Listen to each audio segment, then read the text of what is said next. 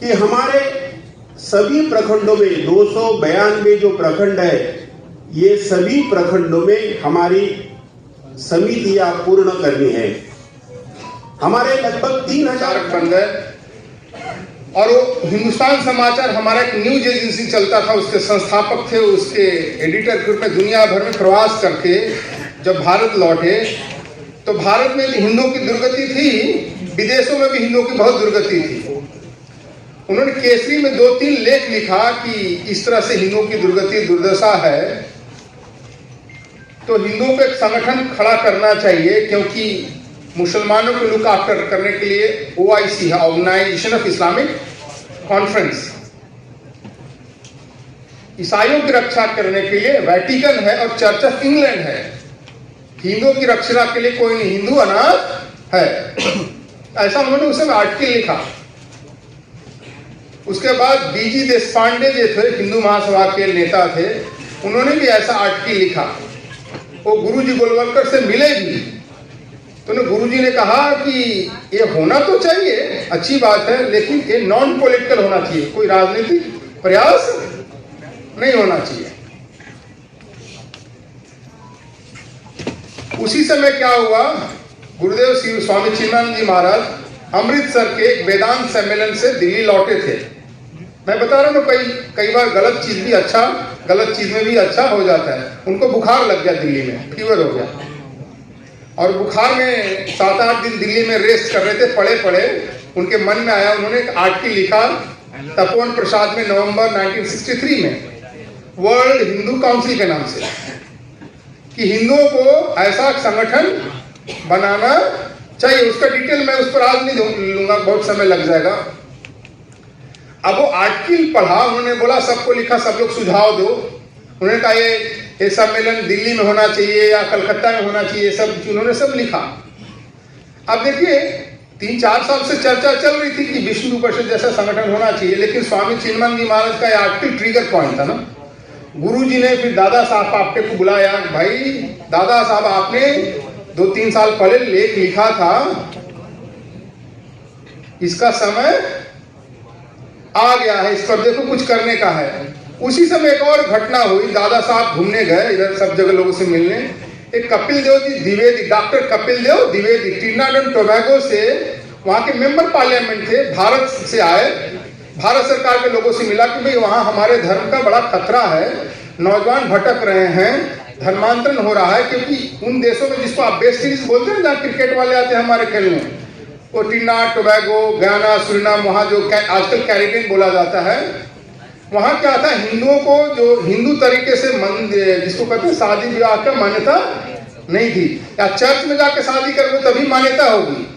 हमारे लोग चर्च में शादी नहीं करते, तो सर्टिफिकेट में ईसाई लोगों को गवर्नमेंट लिखता था चिल्ड्रेन विदाउट वेडलॉक, है ना, चिल्ड्रेन विदाउट मैरिज, बिना शादी के बच्चे हो गए, बिना जिसको कहते हैं चिल्ड्रेन विदाउट, बिना शादी के बच्चे हो गए। मैंने उनको इस तरह के अपमानजनक स्थिति थी, उनमें से कई तो बाद में प्राइम मिनिस्टर बने वहां के, उनके सर्टिफिकेट में भी ये लिखा हुआ है।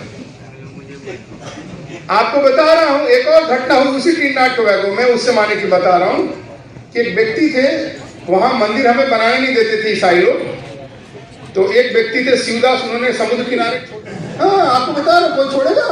ऐसे हमारे पूर्वज सीनियर लोग हैं कि अपना पद छोड़ करके दूसरों को दे दिया, ये हमारी परंपरा है। विष्णु परिषद बना, फिर विष्णु परिषद हिंदू संगठन करना शुरू कर दिया।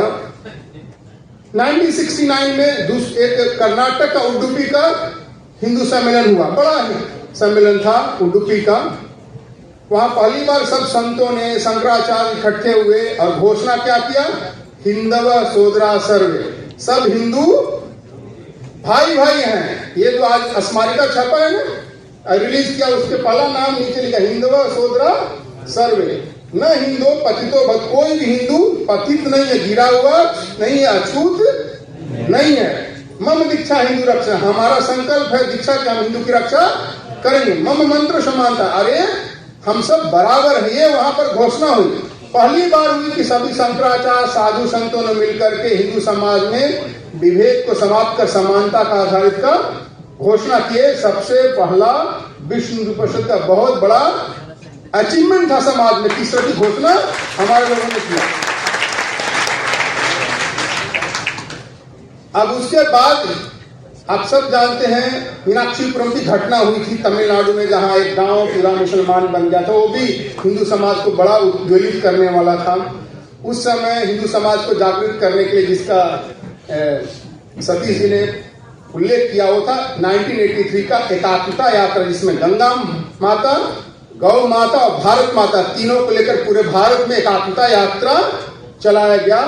हिंदू जागरण होने लगा, पहला बड़ा जिसमें तो मास हिंदू अवेकनिंग होने लगा।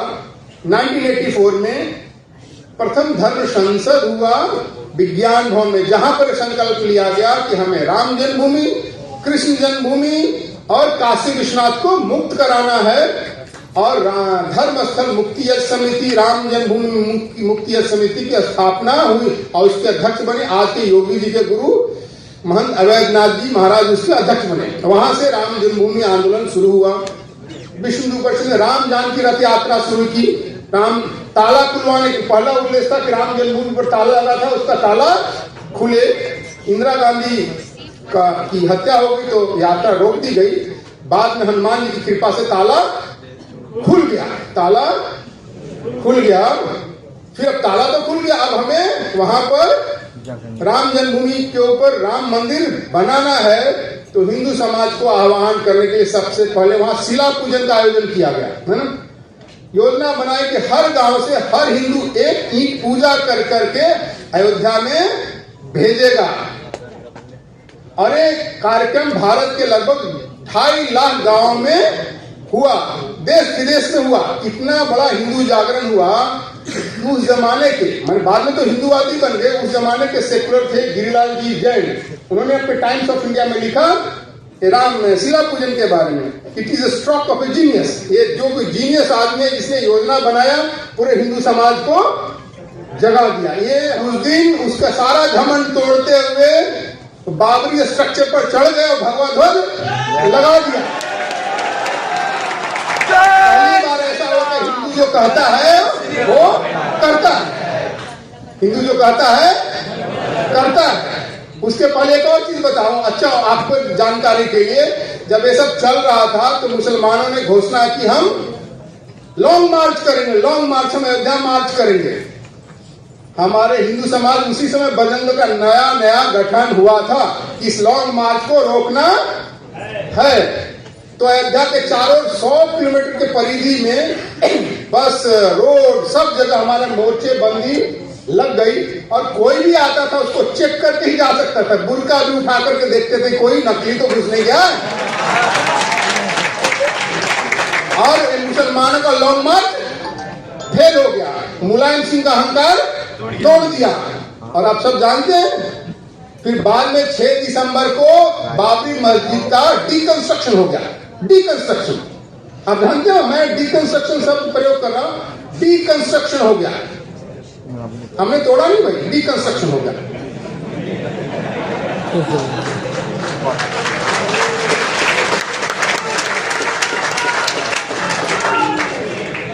डिकंस्ट्रक्शन हो गया। अब उस समय लोग कहा करते थे ये तो बातें बनाते हैं, कसम राम की खाते हैं, हम मंदिर वहीं बनाएंगे लेकिन तिथि नहीं बताएंगे, हमें चिढ़ाया करते थे ये सब सेकुलर पत्रकार। लेकिन अब आप सब जानते हैं राम मंदिर बन रहा है, राम मंदिर बन रहा है ना। और राम मंदिर, भव्य राम मंदिर बन रहा है, भव्य राम मंदिर बन रहा है। और ऐसे ही कृष्ण जन्मभूमि भी बनेगा भाई। और काशी मथुरा तो लगभग बना ही दिया है, नरेंद्र भाई ने तो काशी मथुरा के, काशी विश्वनाथ को तो लगभग बना ही दिया है। वो कोड भी जल्दी निकलेगा।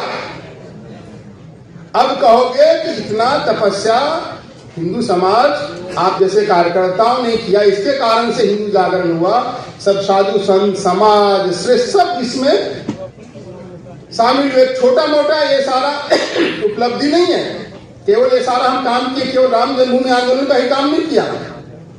हिंदू समाज में सबसे बड़ा उपलब्धि क्या हुआ है, ये हमारा हिंदू समाज के साधु संत जो है ना, कभी एक साथ नहीं आते थे। हम लोग बड़े आराम से यहाँ बैठे ना भाई, पहले नहीं बैठते थे। हम, हमारी कुर्सी बड़ी होगी तो हमारी कुर्सी बड़ी होगी, सभी आचार्य आते थे, हमारी कुर्सी बड़ी तो हमारा ऊंचा, तो हमारा ऊंचा। हमने कहा पहले आओ तो सही, बाद में धीरे धीरे हमने सारी कुर्सी गायब कर दी। आज हमारे साधु संत सभी नीचे गद्दे पर दरी पर बैठते हैं, वहां कोई अब ऊंचा नीचा जगत गुरु कोई ये सब नहीं, सब बराबर है। ये सबसे बड़ा परिवर्तन विश्व हिंदू परिषद ने हिंदू समाज में किया। लोग कहते हैं कि भाई, हम लोग कहते हैं ना भूखे भजन न हुई गोपाला। अब गरीब जो हमारा हिंदू समाज है उसको केवल धर्म की बात करोगे, भजन की बात करोगे तो काम नहीं चलेगा। अब उसको भी मजबूत करने की, क्योंकि वहां पर धर्मांतरण हो रहा था, अभाव के कारण हो रहा था। विश्व हिंदू परिषद ने पूरे भारत भर में कम से कम 8000 के लगभग सेवा प्रकल्प चलाए, शिक्षा के, सेवा के, स्वास्थ्य के, रोजगार के, हिंदू समाज को सशक्त बनाने के लिए। और कोंकण प्रांत जो मुंबई है, इसका सबसे पहला श्रेय जाता है कि तलासारी का प्रोजेक्ट भारत का पहला वनवासी क्षेत्रों में करा जाने वाला सबसे पहला सेवा प्रोजेक्ट था। तलासारी का सेवा प्रोजेक्ट सबसे बड़ा था। नॉर्थ ईस्ट सब जगह हम पूरे भारत में गए।